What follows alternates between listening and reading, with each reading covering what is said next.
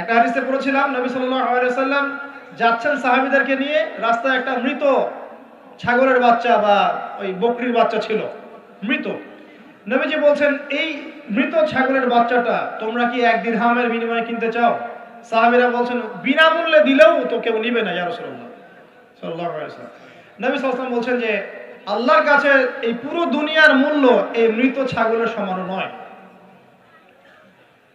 নবীজি একটা হাদিসে বলেছেন সাল্লাল্লাহু আলাইহি ওয়াসাল্লাম, আল্লাহ পাকের কাছে যদি দুনিয়ার মূল্য একটা মাছির দানার পরিমাণ হতো, আল্লাহ পাক কোন কাফের মুশরিককে এক ঢোক পানি খেতে দিতেন না। তো দেখুন ভাইরা,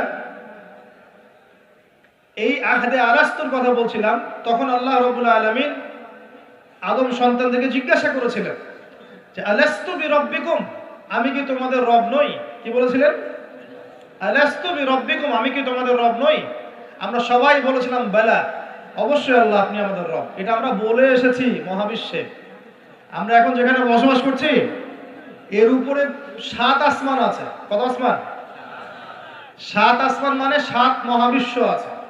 এক মহাবিশ্ব থেকে আরেক মহাবিশ্বের দূরত্ব হচ্ছে 500 বছরের রাস্তা।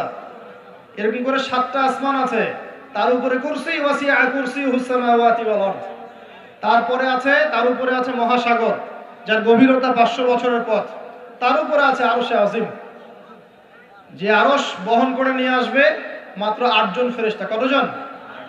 আরশের উপরে আল্লাহ রাব্বুল আলামিন সমুন্নত। আল্লাহু আকবার যে আমরা বলি, আল্লাহ পাক যে কত বড়, এখন চিন্তা করেন। আপনি যদি এই পৃথিবীটা ঘুরে দেখতে পারেন বা আল্লাহ পাকের নিদর্শনগুলো ঘুরে দেখতে পারেন, এই প্রকৃতি, এই নদী, সমুদ্র, পাহাড়, ফুল ইত্যাদি, আপনার কলব যদি জিন্দা থাকে, আপনি বুঝতে পারবেন যে আল্লাহ রাব্বুল আলামিন শুধু সবচেয়ে মহান সত্তাই নন, বরং সবচেয়ে সেরা শৈল্পিক সত্তা। এত নিপুণতা, মানে আল্লাহ পাকের গায়রত, মর্যাদা, আল্লাহ রাব্বুল আলামিনের যে রুচিবোধ এত উচ্চ মানের। আজকে সকালে গোলাপ ফুল দেখছিলাম। কি ফুল ভাই? ফুল টুল দেখেন মাঝে মাঝে? গার্লফ্রেন্ডকে দেন নাকি? ওয়াইফকে দিবেন? কাকে দিবেন? বাসায় ওয়াইফকে দিবেন। ওয়াইফকে দিবেন, দিয়ে ভালোবাসার ইজহার করবেন, বলবেন আমি তোমাকে অনেক ভালোবাসি। মেয়েরা এগুলোই চায় যে আপনি তাকে প্রশংসা করেন, ভালোবাসেন, আদর মহব্বত করেন। তারা এগুলোই মনে মনে চায়। হয়তো আপনাকে তারা বলে না, কিন্তু তারা এটাই চায়। যদি আপনি করতে পারেন, ইনশাআল্লাহ তারা আপনার কন্ট্রোলে থাকবে। যদি কাঠখোট্টা হয়ে থাকেন সাংসারিক জীবনে, তাহলে দেখবেন রসকস কমে গেছে আর কি। তখন স্ত্রীও খুঁজবে আরেকটা হ্যান্ডসাম ছেলে, হ্যাঁ, ফোনে, ওই কলিগের ওখানে, ব্যাংকে, অন্য জায়গায়। এখন তো ফ্রি মিক্সিং এর যুগ। বাসায় স্বামী থাকবে, বাইরে একটা ছেলে প্রেম হবে। আবার দেখা যাবে আপনারও মন উঠে যাচ্ছে আপনার কাছে, আপনার নিজের স্ত্রীকে ভালো লাগছে না, অন্য মেয়েকে ভালো লাগছে। সাংসারিক জীবনটাকে মধুর রাখার জন্য নবী সাল্লাল্লাহু আলাইহি ওয়াসাল্লামের সুন্নতগুলো পালন করতে হয়। স্ত্রীকে হাদিয়া দিবেন, তোহফা দিবেন, ভালোবাসবেন, এবং সে আপনাকে কষ্ট দিবে এটা ধরে নেবেন। সে আপনাকে সারা জীবন কষ্ট দিবে এটা আপনি মাথায় সেট করে নেবেন। ইনস্টল দিবেন, সফটওয়্যার ইনস্টল দেই না আমরা, প্লে স্টোর থেকে অ্যাপস ইনস্টল করেন না, আপনার লাইফে একটা অ্যাপস ইনস্টল করবেন যে স্ত্রী আপনাকে কষ্ট দিবে। তখন আপনার কাজ হচ্ছে মান সামাতা নাজা, যে ব্যক্তি চুপ থাকবে সে নাজাত পাবে। আর যদি আপনি চাপ দিতে চেষ্টা করেন, তাহলে এই সম্পর্কটা ভেঙে যাবে। একটা হাদিস বলে দেই, যেহেতু প্রশ্নটা এসে গেছে, যে ইবলিসের সিংহাসন হচ্ছে মহাসাগরের উপরে। কোথায়? মহাসাগর। ইবলিস দিন শেষে ওর সব চেলাচামুন্ডাকে ডেকে বলে যে তোমরা আজকে কি করছো? একজন বলে যে আমি আজকে একজনকে মদ খাওয়াই দিছি, একজনকে আমি আজকে জেনা করাই দিছি, একজনকে আমি খুন করাই দিছি। ইবলিস বলে যে আসলে কিছুই করো নাই তোমরা। একজন এসে বলে যে আমি আজকে অমুক পরিবারের মধ্যে স্বামী স্ত্রীর মাঝখানে বিচ্ছেদ ঘটাই দিছি। তখন ইবলিস তাকে কাছে ডেকে নিয়ে আসে, নিয়ে এসে মেডেল পরা দেয়, গোল্ড মেডেল দিয়ে বলে যে হ্যাঁ তুমি একটা কাজের কাজ করছো। দেখলে ইজহার করবেন, পরিবার সুন্দর হবে ইনশাআল্লাহ। আমরা দোয়া করি আল্লাহ পাক আমাদের পরিবারগুলোকে জান্নাতি পরিবার বানিয়ে দিবে। এখন আমরা কিন্তু আল্লাহর কাছে ওয়াদা করে এসেছি, আমরা যখন রূহের জগতে ছিলাম, আমরা কিন্তু এর আগে একটা জগতে ছিলাম, এটার নাম রুহের জগৎ, আলামে আরওয়াহ। এটা কি জানেন? ওই নাসা যদি আবিষ্কার না করে তাহলে যে কোনো কিছুর অস্তিত্ব থাকবে না, এটা সত্য নয়। ঠিক আছে? এখন পৃথিবীতে একটা দর্শন চলছে আর কি, ফিলোসফি চলছে কিরকম, যে পশ্চিমারা যা বলে আমরা চোখ বন্ধ করে মেনে নেই, বিজ্ঞান যা বলে আমরা বিনা যুক্তি তর্ক বাক্য ব্যয়ে সেটাকে মেনে নেই। বিজ্ঞান যদি কোনো কিছুকে প্রমাণ করতে না পারে আমরা সেটাকে বিশ্বাস করতে চাই না। যেমন জিন জাতি, নাম শুনেছেন? সূরা জিন নামে একটা সূরা আছে না? সূরা জিন নামে একটা আলাদা সূরাই কিন্তু কোরআনে আছে। আর আল্লাহ পাক সূরা জারিয়াতের 56 নম্বর আয়াতে বলেছেন, ওয়া মা খালাকতুল জিন্না ওয়াল ইনসা ইল্লা লিয়াবুদুন। আমি জিন আর মানুষকে শুধুমাত্র আমার ইবাদত করার জন্যই সৃষ্টি করেছি। তো আল্লাহ পাক এখানে বলেই দিলেন যে জিন এবং মানব জাতি দুটো প্রজাতি আল্লাহ পাক রেখেছেন পৃথিবীতে। কিন্তু বিজ্ঞান কিন্তু এখনো জিনকে আবিষ্কার করতে পারেনি, পেরেছে? পারে নাই। তো বিজ্ঞান আবিষ্কার করতে পারে নাই বলে কি জিনের অস্তিত্ব নাই? ব্যাপারটা কেমন হবে? ঠিক একইভাবে এই যে আল্লাহ পাকের কাছে আমরা ওয়াদা করে এসেছি আলামে আরওয়াহ বা রুহের জগতে, এই রুহের জগৎ কিন্তু এখন পর্যন্ত বিজ্ঞান ব্যাখ্যা করতে পারে নাই। আল্লাহ পাক আমাদেরকে বলেছিলেন, ঘটনাটা এমন ছিল যে আদম আলাইহিস সালামের পৃষ্ঠদেশ থেকে আল্লাহ পাক সমস্ত আদম সন্তানদের আত্মাগুলোকে পিপিলিকার আকৃতিতে সামনে দেখিয়েছেন। কিসের আকৃতি? পিঁপড়া। আর এই পিঁপড়া সম্পর্কে এক হাদিস মনে পড়ে গেল, কিয়ামতের মাঠে কিছু মানুষকে আল্লাহ পাক পিঁপড়ার আকৃতিতে উঠাবেন। কিছু মানুষকে আল্লাহ পাক কিয়ামতের মাঠে পিঁপড়ার মতো আকৃতিতে হাসর করাবেন। তারা কারা? যারা এই দুনিয়াতে অহংকার প্রদর্শন করত। এখন জানতে হবে তাহলে অহংকার কি। আপনার গায়ের জামাটা সুন্দর, জুতাটা সুন্দর, আপনার বাড়িটা সুন্দর, এর মানে আপনি অহংকারী, এটা প্রমাণ হলো না, এটা অহংকার নয়। নবী সাল্লাল্লাহু আলাইহি ওয়াসাল্লাম বলেছেন অহংকার হচ্ছে দুটো জিনিসের সমন্বয়। একটা হচ্ছে মানুষকে তুচ্ছ তাচ্ছিল্য করা এবং সত্যকে প্রত্যাখ্যান করা।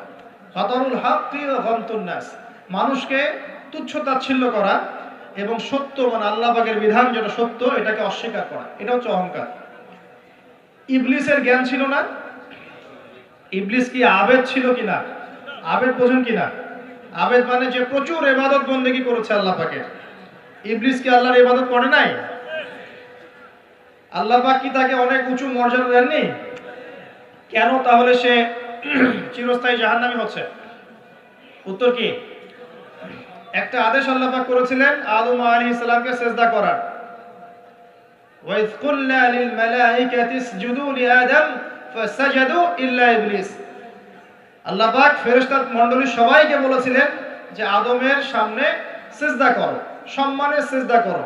কেন সিজদা করতে হবে? কারণ আদম আলাইহিস সালামকে আল্লাহ পাক নিজ হাতে সৃষ্টি করেছেন এবং তাকে আল্লাহ পাক সমস্ত জ্ঞান শিক্ষা দিয়েছেন। জ্ঞানের কারণে আদম আলাইহিস সালাম এখানে সুপিরিয়র। আল্লাহ পাক ফেরেশতাদেরকে ডেকে বলছেন তোমরা আদমের সামনে সিজদা করো। ইবলিস কিন্তু ফেরেশতা নয়, সে কিন্তু জিন। আল্লাহ পাক ফেরেশতাদেরকে বলছেন সিজদা করো, মানে কিন্তু এই নয় যে ইবলিসও ফেরেশতা। ইবলিস কিন্তু ফেরেশতা নয়, সে কিন্তু জিন জাতির অন্তর্ভুক্ত ছিল। এর দলিল সূরা কাহফের মধ্যে আছে, কানা মিনাল জিন ফাফাসাকা আন আমরি রাব্বি। ইবলিস জিন জাতির অন্তর্ভুক্ত একজন সত্তা ছিল। সে সিজদা করলো না, যুক্তি দিল, একটা বাতিল কিয়াস করলো, সেটা হচ্ছে খালাকতানি মিন নার ওয়া খালাকতাহু মিন তিন। আমাকে সৃষ্টি করেছেন আগুন দিয়ে এবং আদমকে সৃষ্টি করেছেন কি দিয়ে? মাটি দিয়ে। কেন আমি আদমকে সিজদা করব? মানে ইবলিস প্রমাণ করতে চাইলো যে আল্লাহর আদেশটা ভুল, আমি সঠিক। নাউযুবিল্লাহ। আবা ওয়াস্তাকবারা, সে উদ্ধত হলো এবং অহংকার প্রদর্শন করলো। এই একটা মাত্র কারণেই সে কিন্তু চিরস্থায়ী জাহান্নামের অন্তর্ভুক্ত হয়ে গেল। তো অহংকার কি? আল্লাহ পাকের আদেশটাকে তাহলে লঙ্ঘন করাই অহংকার, এবং অন্যকে তুচ্ছ তাচ্ছিল্য করাই কি? অহংকার। ইবলিস এখানে দুটো কাজই করেছে, আল্লাহর সত্যটাকে, হকটাকে অস্বীকার করেছে এবং আদম আলাইহিস সালামকে কি তুচ্ছ করে নাই? আচ্ছা, এখন আমরা যারা ইসলাম পালন করছি আমাদের মধ্যে এখন এই সমস্যাটা দেখা যায়, এই রোগটা দেখা যায়। 5 ওয়াক্ত নামাজ কয়েকদিন পড়লেই মনে হয় যে আমি খুব বড় মুসলিম হয়ে গেছি, অন্য ভাইরা মনে হয় খুব ভালো মুসলিম নয়। একটা ইগো প্রবলেম চলে আসে, আসে না? কথাবার্তা চালচলনে একটু ডিগ্রি সার্টিফিকেট অর্জন করলে মনে হয় যে আমি অনেক কিছু করে ফেলেছি, বা এমন কিছু ভালো করেছি মানুষকে না দেখানো পর্যন্ত ঘুম হচ্ছে না। বা আপনিও একজন দিনের প্রচারক, আরেক ভাই উনিও দিনের প্রচারক, তো তাকে নিন্দা সমালোচনার ঝর্ণা তুললে ভালো লাগছে না। মানে মানুষকে আন্ডার এস্টিমেট না করলে নিজের সুপিরিয়র এই সত্তাটা প্রকাশ পাচ্ছে না, এটা কিন্তু অহংকার। আর আল্লাহ রাব্বুল আলামিন অহংকারী ব্যক্তিকে পছন্দ করেন না। অহংকার সম্পর্কে আল্লাহ পাক বলেছেন, এটা সম্ভবত হাদিসে কুদসিতে আছে, উলামায়ে কেরাম ভালো বলতে পারবেন, যে অহংকার আল্লাহর চাদর, এটা নিয়ে কেউ টানা হাসরা করলে আল্লাহ পাক সেটা সহ্য করবেন না। প্রিয় ভাইরা, ওয়াদা আমরা করে এসেছিলাম, ওয়াদার খেলাফ করলে কিন্তু আমরা মুনাফিক হয়ে যাব। কি ওয়াদা করেছিলাম? আল্লাহ পাক আদম আলাইহিস সালামকে সৃষ্টি করে তার পৃষ্ঠদেশ থেকে সমস্ত আদম সন্তানের যে আকৃতি, এই আকৃতি আল্লাহ পাক দেখিয়েছেন। কাকে দেখিয়েছেন? আদম আলাইহিস সালামকে দেখিয়েছেন। আদম আলাইহিস সালাম দেখছেন একটা আকৃতি, রূহ, খুবই সুদর্শন, খুবই সুন্দর দেখতে। তো তিনি জিজ্ঞাসা করলেন, হে আল্লাহ, এই কে, নাম কি? আল্লাহ রাব্বুল আলামিন বললেন, এ তোমার সন্তান, তার নাম দাউদ। কি নাম? দাউদ আলাইহিস সালাম নাম শুনেছেন? আদম আলাইহিস সালাম বললেন, তার হায়াত কত হে আমার রব? আল্লাহ পাক বললেন যে 60 বছর। কত বছর? 60 বছর। আদম আলাইহিস সালাম বললেন যে আমার হায়াত থেকে আল্লাহ তুমি তাকে আরো 40 বছর দিয়ে দাও। এরপরে দাউদ আলাইহিস সালামের বয়স হয়ে গেল 100 বছর। দেখেন, তো এই সময় আল্লাহ পাক সমস্ত, আচ্ছা এখানে একটা কথা বলে দিই, এই যে দুইজনের নাম পেলেন এখানে, আদম এবং দাউদ, ঠিক আছে? এই দুইজন নবীকেই কিন্তু আল্লাহ পাক কোরআনের মধ্যে আল্লাহর খলিফা বলেছেন। এটাও একটা কোইন্সিডেন্স, এটা একটা মিল কোরআনের। একটা কথা মনে রাখবেন যে কোরআনের একটা আয়াত কিন্তু আরেকটা আয়াতকে ব্যাখ্যা করে। কোরআনের আয়াতগুলো হচ্ছে, আমি একটা উপমা দিচ্ছি, আকাশের তারার মতো অনেকটা। আকাশের তারা দেখেছেন কখনো? সময় কোথায় তারা দেখার? এখন তো ফুটবল খেলার যুগ, খেলা দেখবেন নাকি ভাই? শেষ রাত্রে আমরা অ্যালার্ম দিয়ে উঠতে পারি আর্জেন্টিনার খেলা দেখার জন্য, কিন্তু অ্যালার্ম দিয়ে তাহাজ্জুদে উঠতে পারি না। তো এই যুব সমাজের নিশ্চয়ই অনেক কল্যাণ হবে। একটা অসুস্থ প্রজন্ম তৈরি করছে আমরা, অসুস্থ প্রজন্ম। খুব গভীরভাবে লক্ষ্য করবেন যে এরা বাবাকে সালাম দিতে লজ্জা পায়। কেউ সালাম দিলে ওয়ালাইকুম সালাম বলতে খুব লজ্জা লাগে, মনে হয় যে মাথা হেড হয়ে আসতেছে। বাইকের পিছনে মেয়ে নিয়ে ঘুরতে লজ্জা করে না। আর এখনকার বাইকগুলো মাশাআল্লাহ, আর আমরা তো ঢাকা শহরে থাকি, অনিচ্ছা সত্ত্বেও অনেক কিছু দেখতে হয়। এমন অনেক দৃশ্য দেখেছি আপনি বিশ্বাসই করবেন না, এটাও হচ্ছে সমাজে। গাড়ি নিয়ে যাচ্ছি, হয়তো বই পড়ছি, পড়তে পড়তে চোখটা লেগে গেলে একটু মানুষ তাকায় না দিকে দিকে, জানলা খুলে তাকিয়ে দেখছি যে গাড়ি নিয়ে যাচ্ছে, ড্রাইভার ড্রাইভ করছে, পিছনের সিটে এক ছেলে বসে আছে, ওই ছেলের কোলের উপরে একটা মেয়ে বসে আছে। প্রকাশ্যে নবী সাল্লাল্লাহু আলাইহি ওয়াসাল্লাম কি বলেন না এই হাদিসটা? কিয়ামত হবে না ততদিন পর্যন্ত যতদিন পর্যন্ত মানুষ রাস্তাঘাটে জেনা না করবে। মেলে নাই হাদিস? কিয়ামতের কোন নিদর্শনের জন্য অপেক্ষা করছেন বলেন? নবীজি বলেছেন জীবনের শেষের দিকের একটা হাদিসে, হাদিসে জিবরিল, এখানে নবী সাল্লাল্লাহু আলাইহি ওয়াসাল্লাম মাত্র দুইটা আলামত বলেছেন কিয়ামতের। কয়টা? এই দুইটার মধ্যে একটা হচ্ছে ওয়ান জালাল হুফাতাল আওরাতাল আলাতা রিয়াশাই ইয়াতাতাওয়ালুনা ফিল বুনিয়ান। সমাজের সবচেয়ে নিম্ন শ্রেণীর নগ্ন পায়ের, মানে জুতা কেনার টাকা ছিল না, নগ্ন গায়ের মানে কাপড় কেনার টাকা ছিল না, এই শ্রেণীর মানুষ, ধনীদের কথা বলা হচ্ছে না, এই গরিব নিঃস্ব শ্রেণীর মানুষ ইয়াতাতাওয়ালুনা ফিল বুনিয়ান, উঁচু উঁচু অট্টালিকা নির্মাণের প্রতিযোগিতা করবে। মিলেছে? মধ্যপ্রাচ্যের অনেক কান্ট্রি আছে, তাকিয়ে দেখবেন। এক সময় বেদুইন ছিল, বেদুইন মরুভূমিতে থাকতো। এখন দেখবেন কনস্ট্রাকটিভ বিল্ডিংস নির্মাণের কারো 100 তলা, কারো 200, কারো 150 প্রতিযোগিতা। আমাদের ঢাকা শহরে গিয়ে দেখবেন, ঢাকার মতো বড় বড় শহরগুলো যেগুলো আছে, বাংলাদেশ হোক অন্য কান্ট্রিগুলোর হোক, আর পশ্চিমার তো কথাই নাই, বিগত 100, 200, 300 বছরে এই কনস্ট্রাকটিভ বিল্ডিংস নির্মাণের প্রতিযোগিতা বেড়েছে বেশি, এগুলো আগে ছিল না। জীবনের শেষের দিকে নবী এই হাদিস বলে গেছে সাল্লাল্লাহু আলাইহি ওয়াসাল্লাম। একটা প্রশ্ন, কিভাবে নিঃস্ব একজন মানুষ এরকম উঁচু উঁচু বিল্ডিং নির্মাণ করতে পারে, 10 তলা, 20 তলা, 50 তলা? কিভাবে সম্ভব? আমার গবেষণা, ক্ষুদ্র গবেষণা হচ্ছে তিনটা পদ্ধতিতে হতে পারে। এক, যদি তার কাছে কোনো গুপ্তধন আসে, আল্লাহর পক্ষ থেকে কোনো ধন সম্পদ চলে আসে, যেমন ব্ল্যাক অয়েল, মানে ব্ল্যাক গোল্ড, বুঝতে পারছেন কার কথা বলছি? তেল, তেল, মাটির নিচে তেল, তেলের খনি পেয়ে গেলে আপনি তো মাশাআল্লাহ সচ্ছল এখন এখন করতে পারবেন। সোনার খনি পেলে করতে পারবেন। 2 নাম্বার হচ্ছে সুদ, সুদের মধ্য দিয়ে সম্ভব নিঃস্ব মানুষের বিল্ডিং তোলা। আর 3 নাম্বার হচ্ছে অন্যের সম্পদ জোর দখল করা, জবরদখল করা। আমার কাছে মনে হয় এই 3টা পদ্ধতি হতে পারে, যার মধ্য দিয়ে একজন নিঃস্ব মানুষ উঁচু উঁচু বিল্ডিং নির্মাণের প্রতিযোগিতা করবে। ইয়াতাতাওয়ালুনা ফিল বুনিয়ান, নবীজি বলছেন নির্মাণ করবে এমন না, কম্পিটিশন হবে, তোমার 10 আমার 11, তোমার 11 আমার 12, তোমার 12 আমার 13।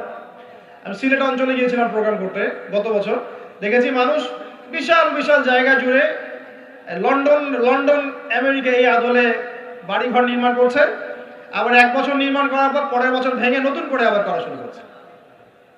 কত শখ, কত টাকা পয়সা মানুষের। অথচ এই ধন সম্পদের হিসাব আল্লাহর কাছে কড়ায় গন্ডায় দিতে হবে না?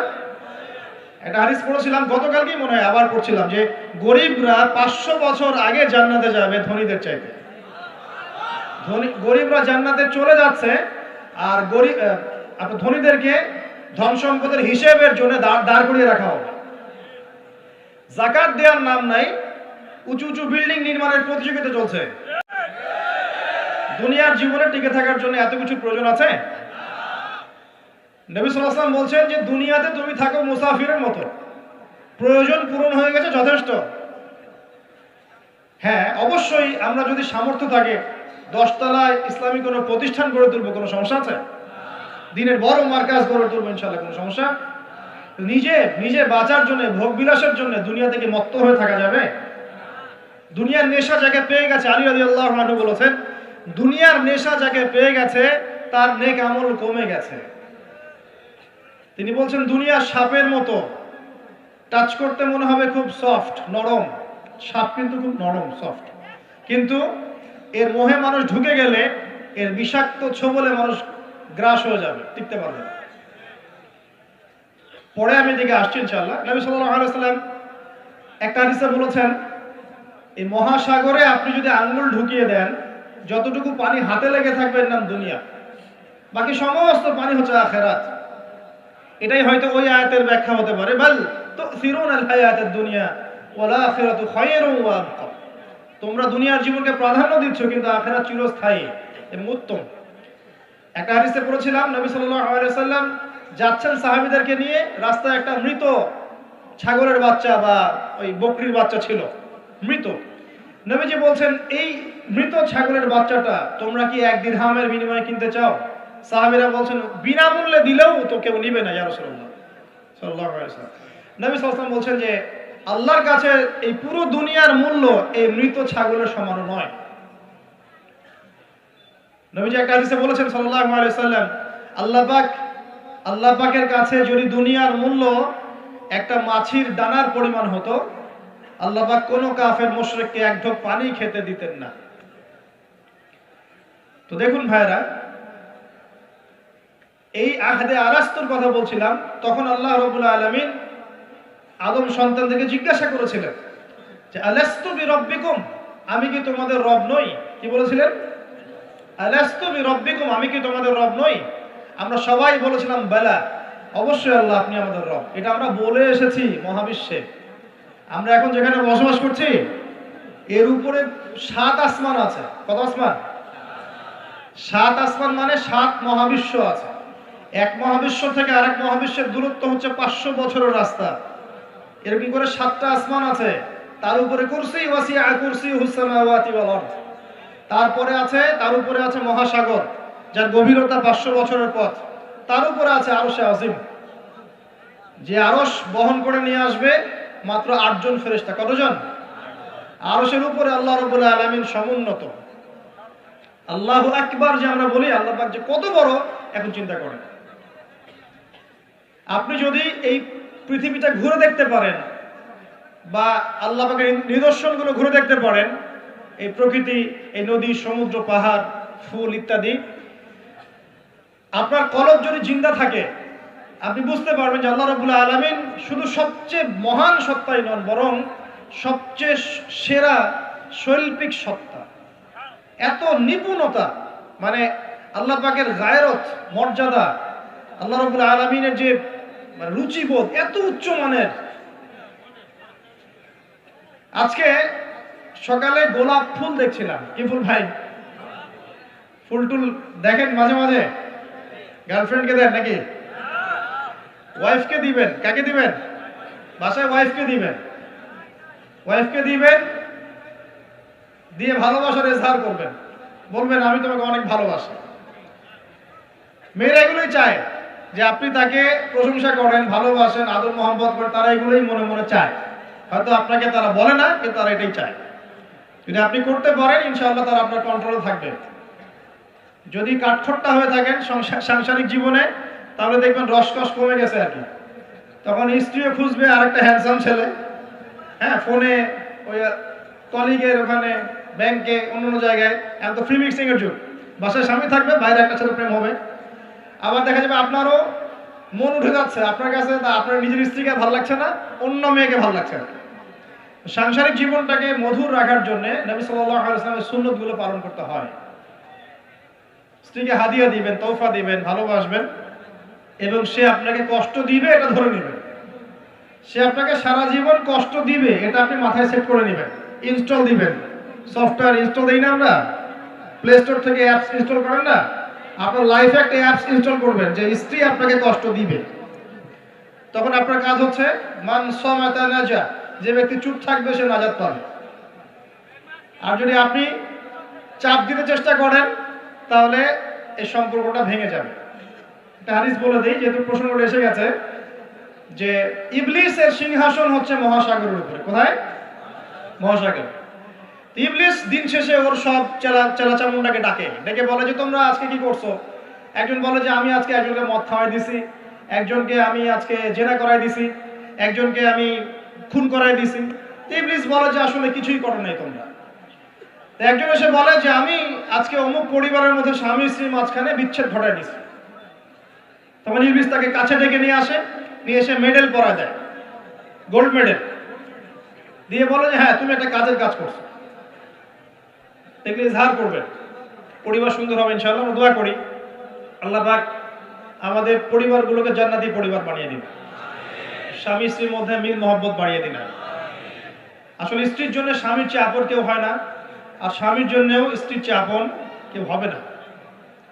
আবার স্ত্রীর অধিকার দিতে গিয়ে মাকে আবার ফেলে দিয়েন না, যার যার অধিকার তার তার জায়গায় সমানভাবে দিবেন ইনশাআল্লাহ। আপনি ইনসাফ কায়েম করবেন। মনে রাখবেন যে পুরুষ মানুষ কিন্তু বোকা।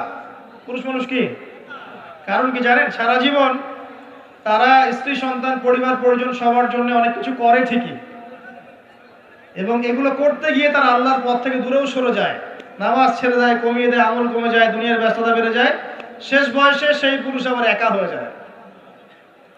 আল্লাহ রাব্বুল আলামিন আমাদের সবচেয়ে আপন সত্তা, বাকিরা আমাদের দুনিয়ার প্রয়োজন।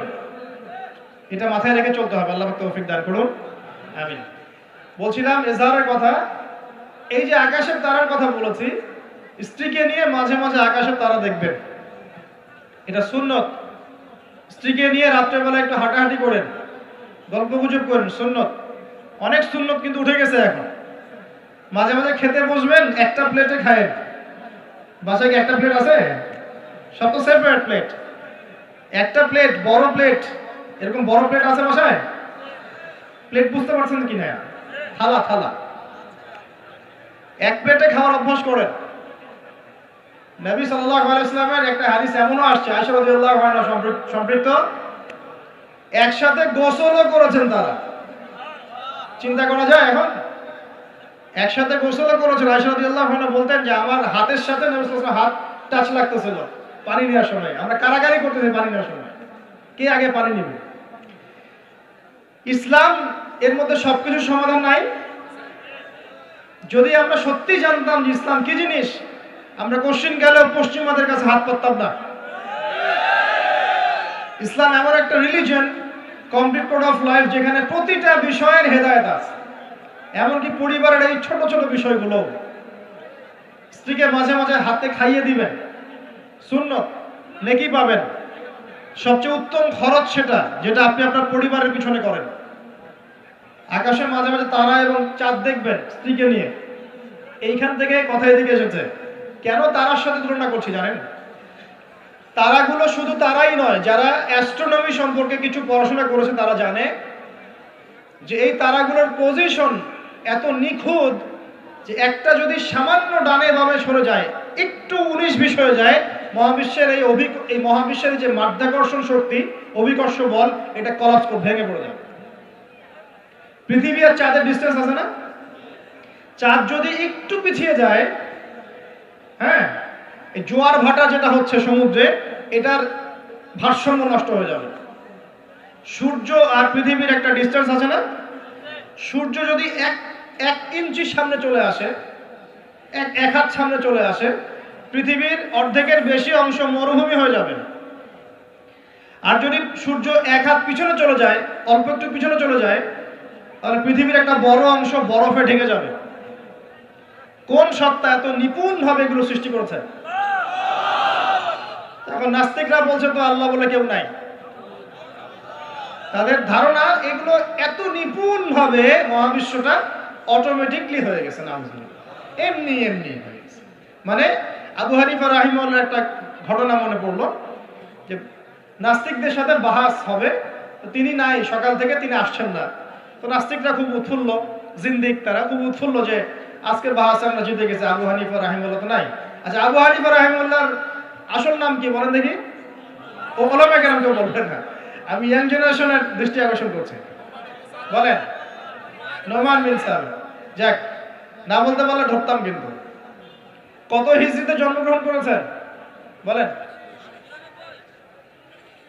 মায়ের দেওয়া দরকার এদেরকে ধরে। কত হিজরিতে? 80 হিজরিতে। ইন্তেকাল কত হিজরি? 150। আর্জেন্টিনার স্ট্রাইকারের নাম কি বলেন? এই তো, এই হচ্ছে অবস্থা আমাদের ভাই। ব্রাজিলের স্ট্রাইকারের নাম কি? বাংলাদেশের ম্যাচে কে ভালো খেলেছে? শাবাশ, আপনাদের দ্বারাই হবে ইনশাআল্লাহ। সুবহানাল্লাহ। ভাই, আমি বলছি না যে দুনিয়া সম্পর্কে জ্ঞান রাখবেন না, কিন্তু ইসলামের জ্ঞান বিসর্জন দিয়ে দুনিয়ার জ্ঞান অর্জন করে কোনো লাভ নাই, বরং এগুলো আমাদের পরকালে ক্ষতির কারণ হবে। দেখুন, আল্লাহ পাক কোরআনে এই তারাগুলোর পজিশনের কসম করেছেন। কোরআনের আয়াতগুলোকে আকাশের তারার সাথে তুলনা করা হচ্ছে কেন? কারণ তারাগুলো আপনাকে পথ দেখাবে। কি দেখাবে?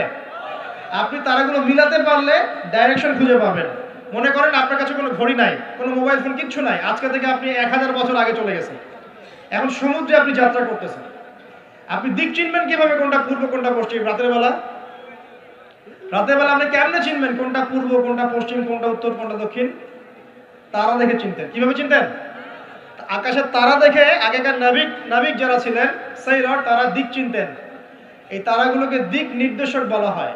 ঠিক একইভাবে কোরআনের আয়াতগুলো যদি আপনি একটার সাথে একটা হারমোনিয়াসলি মিলাতে পারেন, আপনি পথ খুঁজে পাবেন ইনশাআল্লাহ।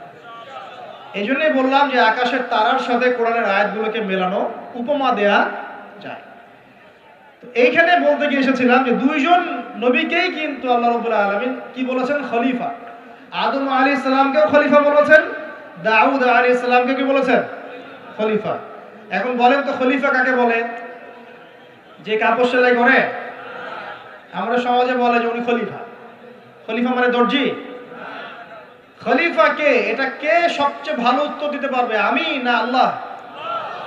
আমরা না আল্লাহ? আল্লাহ পাক কি বলছেন শুনুন। আল্লাহ পাক সূরা সদের মধ্যে বলছেন। কোন সূরা? সদ একটা সূরায় আছে। এই সূরার মধ্যে 24 থেকে 26 নম্বর আয়াত পড়ে দেখবেন। আল্লাহ পাক বলছেন, ইয়া দাউদ, হে দাউদ আলাইহিস সালাম, ইন্না জাআলনাকা খলিফাতান ফিল আরদ। হে দাউদ, আমি বা আমরা তোমাকে পৃথিবীতে খলিফা করেছি। কি করেছি? তোমার কাজ কি? তোমার কাজ হচ্ছে ফাহকুম বাইনান নাস বিল হক। তোমার কাজ হচ্ছে মানুষের মাঝে এই যে জনসাধারণের মাঝে হকের মানদণ্ডে বিচার ফয়সালা করবে। সুবহানাল্লাহ। একজন খলিফার কাজ কি তাহলে? জনসাধারণের মাঝে হকের মানদণ্ডে, ন্যায়ের মানদণ্ডে বিচার ফয়সালা করলে সে আল্লাহর খলিফা হবে। যদি অন্যায়ের মানদণ্ডে বিচার ফয়সালা করে সে শয়তানের খলিফা হবে। কথা কি বুঝতে পারছেন? এই খলিফা শব্দ আল্লাহ পাক প্রয়োগ করেছেন দাউদ আলাইহিস সালামের ক্ষেত্রেও এবং আদম আলাইহিস সালামের ক্ষেত্রেও। আদম আলাইহিস সালামকে আল্লাহ পাক কি বলছেন? ওয়া ইয ক্বালা রাব্বুকা লিল মালায়েকা ইন্নী জাঈলুন ফিল আরদি, বলেন খলিফা। তাহলে আদমকে খলিফা বললেন না আলাইহিস সালাম? তো আদম আলাইহিস সালাম পৃথিবীতে এসে কি আল্লাহর বিধান ছাড়া অন্য কারো বিধান দিয়ে বিচার ফয়সালা করেছেন কিনা? আর দাউদ আলাইহিস সালাম যখন জেরুজালেমের বাদশা ছিলেন সেখান থেকে তিনি কি আল্লাহর বিধান ছাড়া অন্য কোনো বিধান দিয়ে ফয়সালা করেছিলেন কিনা? উত্তর দেন।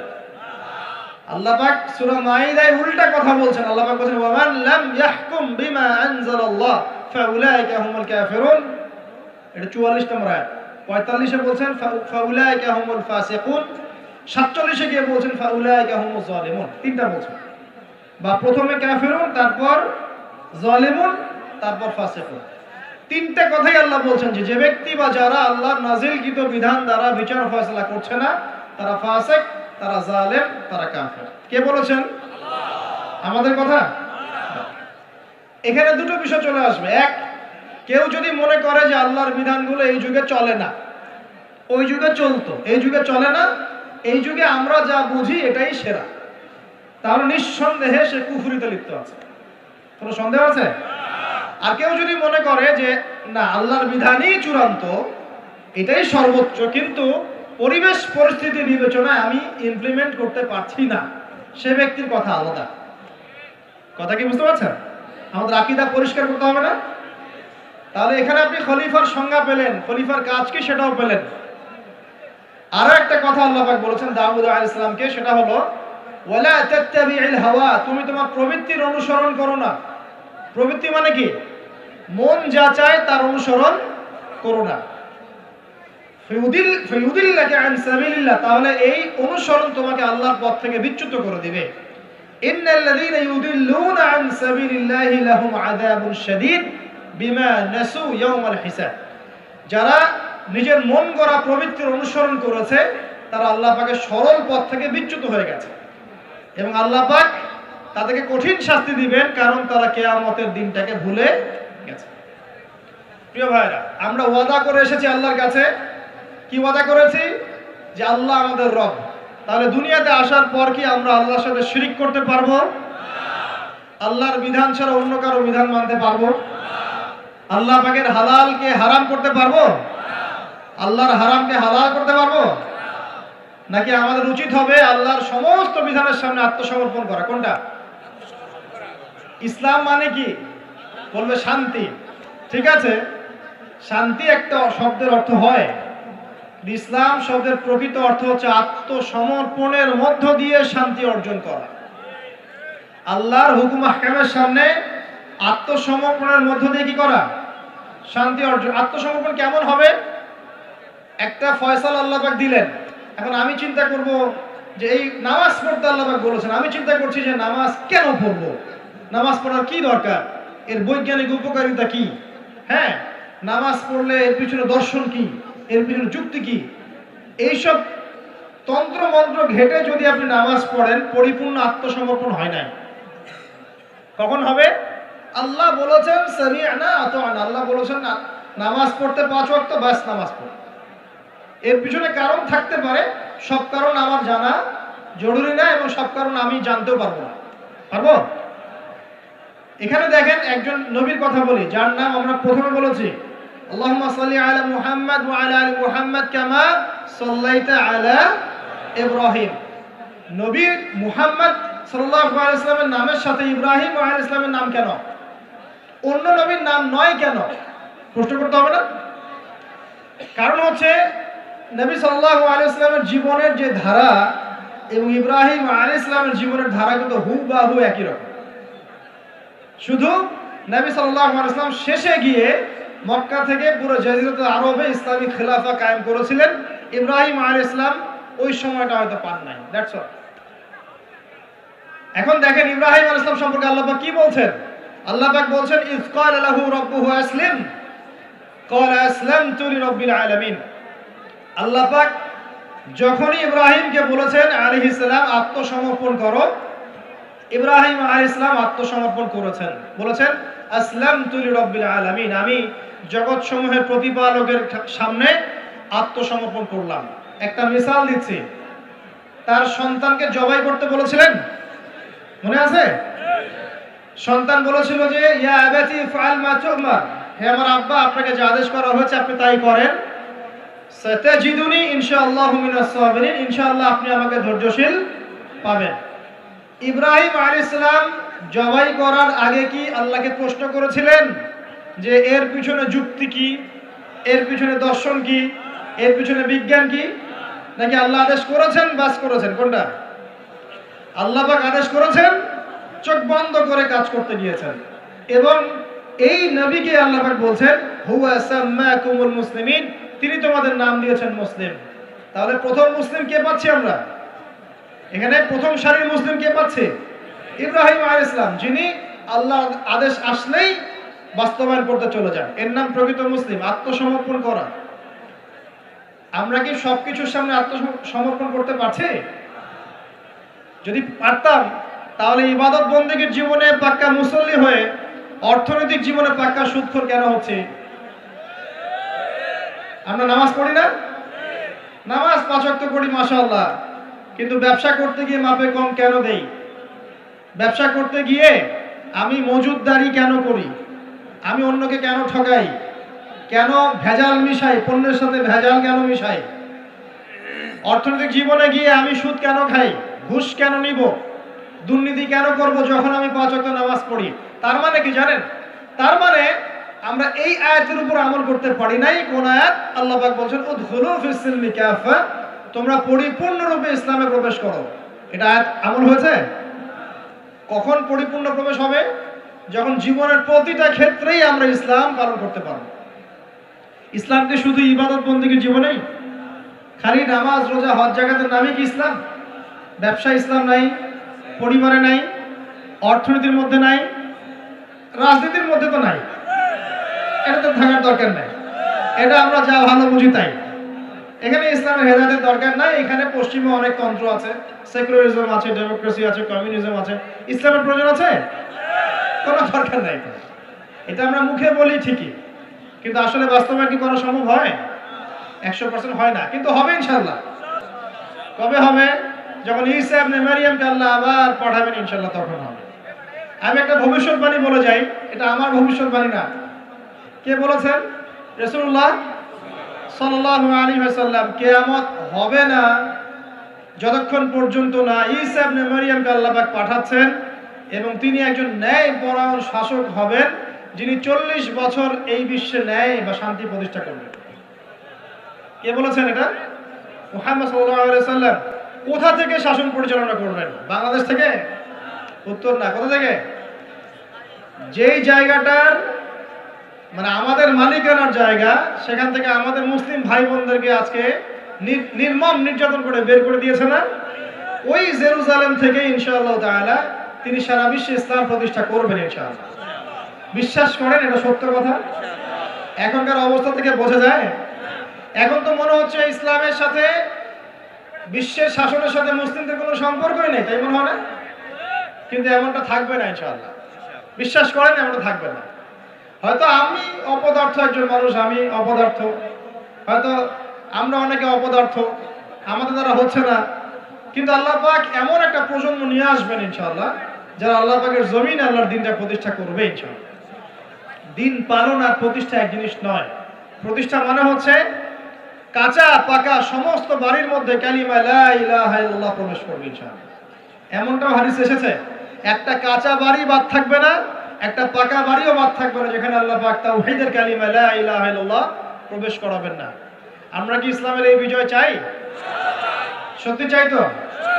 তাহলে আজকে অ্যালার্ম দিব আর রাত্রেবেলা খেলা দেখতে উঠে যাবো ইনশাআল্লাহ, নাকি ভাই? এই বিজয় চাইলে কি লাগবে আমাদের? আমরা পশ্চিমা সংস্কৃতি অনুসরণ করব, ওদের মতো করে তেলাপোকা ছাড় দিব নাকি?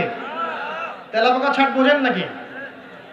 মাথায় মনে হয় কিছু কিছু ইঁদুর আর তেলাপোকা ছেড়ে দিয়েছে, চেটে চেটে চুলগুলো এগুলো থেকে নাই করে দিয়েছে, সামনে এখানে একটু চুল আছে মাত্র, তেলাপোকা ছাড়। যুব সমাজ করছে না?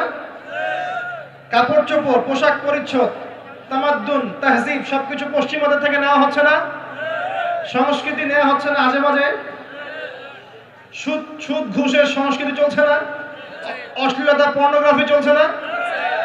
বেলাল্লাপনা, বেহায়াপনা চলছে না? বেপরদামি চলছে না? এগুলো করতে থাকলে কি আমরা সেই বিজয়ী জাতি হতে পারবো কিনা? আমার খোলা একটা প্রশ্ন আপনার কাছে, আমি তো আপনাকে কিছু চাপাই দিতে পারবো না, পারবো? একজন দায়ী বা একজন আলেম বা যে মুআল্লিম, তার কাজ কতটুকু? এতটুকু, এই 2 লাইন, ফাযাক্কির, তুমি উপদেশ দিবে, ইন্নামা আনতা মুযাক্কির, তুমি উপদেশ দাতা, লাস্তা আলাইহিম বিমুসাইতির, তুমি মানুষের উপরে দারোগা নও। আমরা কি দারোগা? শুধু প্রচার করা। যে ব্যক্তি রিসিভ করবে, কবুল করে নেবে, আল্লাহ তাকে দুনিয়াতেও সম্মানিত করবে ইনশাআল্লাহ, পরকালেও করবে ইনশাআল্লাহ। যারা করবে না তাদের ফয়সালা আল্লাহর কাছে, লাকুম দীনুকুম ওয়ালিয়া দিন, যার যার দিন তার তার কাছে, যার যার কবর তার তার কাছে, দ্যাটস অল। প্রিয় ভাইরা, বিজয় চাইলে কিছু কাজ আছে, করবেন ইনশাআল্লাহ। আল্লাহ তৌফিক দান করুন। তওবা করেন, জীবনে যত পাপ করেছেন এই পাপগুলোর কাছে খাতায় লিখবেন যে আমি এই পাপ জীবনে করেছি। মনে করেন, নিজের সাথে অনেস্ট হবেন, আয়নার সামনে দাঁড়াবেন, চোখ বন্ধ করে রাত্রেবেলা শুয়ে চিন্তা করবেন যে আমার তো বয়স হয়ে গেল 30, 40, 50, সারা জীবনে কি কি বড় বড় পাপগুলো করেছেন চিন্তা করে দেখবেন। দেখবেন আপনি খুঁজে পাবেন। আমি দোয়া করি যে আপনি খুঁজে না পান, কিন্তু পাবেন ইনশাআল্লাহ। আপনি বহু বহু নামাজ আপনি পড়েন নাই, কাজা করেছেন, বহু রোজা আপনি রাখেন নাই, যাকাত ফরজ হয়েছে সেই কবে আপনি দেন নাই, হ্যাঁ হজ ফরজ হয়ে গেছে কবে করছেন না, করেন নাই, বোনের সম্পত্তি দেন নাই, প্রতিবেশীর সম্পত্তি মেরে খেয়েছেন।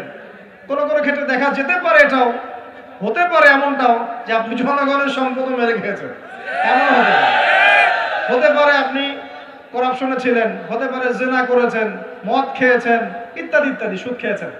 অনেস্টলি খাতায় লিখেন, লেখার পরে শেষ রাত্রে উঠে চোখের পানি ছেড়ে দিয়ে আল্লাহর কাছে 2 রাকাত নামাজ পড়ে বলেন, আল্লাহুম্মা আনতা রাব্বি লা ইলাহা ইল্লা আনতা খালাকতানি আনা আবদুক ওয়া আনা আলা আহদিক ওয়া ওয়া'দিকা মাস্তাতা'ত আউযু বিকা মিন শাররি মা সানা'ত আবুউ লাক বিনি'মাতিকা আলাইয়া ওয়া আবুউ বিযানবি ফাগফিরলি ফাইন্নাহু লা ইয়াগফিরু যুনুবা ইল্লা আনতা। এটা সাইয়্যিদুল ইস্তিগফার, ইস্তিগফারের সর্দার। যে ব্যক্তি সকালে পড়বে, রাত্রের আগে যদি মারা যায় জান্নাতি, রাত্রে পড়বে সকালের আগে মারা গেলে জান্নাতি। হিসনুল মুসলিম বইয়ের মধ্যে আছে। কোন বই?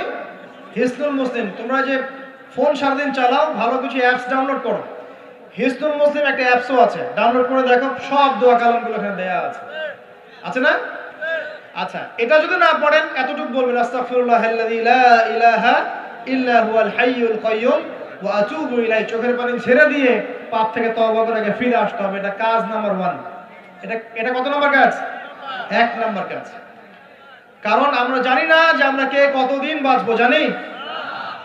কিন্তু মানুষের চলাফেরা দেখলে মনে হয় যে মানুষ জানে। হ্যাঁ, যুবকদেরকে বলবেন যে দিন শিখতে আসছো না কেন, বলবে যে শেষ বয়সে শিখবো ইনশাআল্লাহ। আর একটা কমন প্রশ্ন আছে, কমন উত্তর আছে ওদের, নামাজে আসো ভাই, প্যান্ট নষ্ট ভাই। তো তোমার বিষয়টা কি এতই দুর্বল যে প্যান্ট বারবার নষ্ট হয়ে যায়? এত দুর্বলতা থাকলে তো সমস্যা, তখন তো বৈবাহিক জীবনেও তুমি হ্যাপি হতে পারবে। আর এই দুর্বলতার কারণ কি জানো? পর্নোগ্রাফি। পর্নোগ্রাফির মধ্য দিয়ে গোপন পাপ, তাই না ভাই? এই যুগে এইসব পাপ থেকে বেঁচে থাকা খুবই ডিফিকাল্ট, খুবই ডিফিকাল্ট। কিন্তু বিশ্বাস করেন, এই কথাটা শোনেন, যদি কোনো ব্যক্তি, যুবক, স্পেশালি যুবক যার যৌবনের তাড়না আছে, এই যুবক যদি পবিত্র জীবন যাপন করতে পারে, আল্লাহ পাক ওই যুবককে দেখে অবাক হয়ে যান। এবং কেউ যদি প্রকাশ্য গোপন জেনা থেকে বেঁচে থাকতে পারে, সাক্ষাৎ মৃত্যুর হাত থেকে আল্লাহ তাকে বাঁচাতে পারেন। আমি দলিল ছাড়া কথা বলবো না, এখানে দলিল দিচ্ছে শোনেন।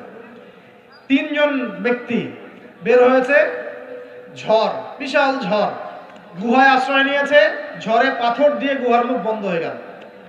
এটা হাদিস, কিন্তু আলেম ওলামারা জানবেন, আপনাদেরকে বলছেন হাদিসে আছে কিন্তু।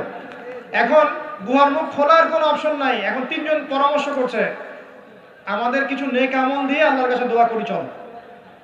নেক আমলের ওসিলা দিয়ে দোয়া করা যায়, নেক আমলের ওসিলা করে দোয়া করতে হয়, এটা একটা ভালো কাজ। সদকা করেছেন, এই ওসিলায় দোয়া করেন যে আল্লাহ আমি সদকা করেছি, আল্লাহ এই ওসিলায় আমার রোগটা ভালো করে দাও, আমার মাকে শেফা দিয়ে দাও, ইত্যাদি ইত্যাদি।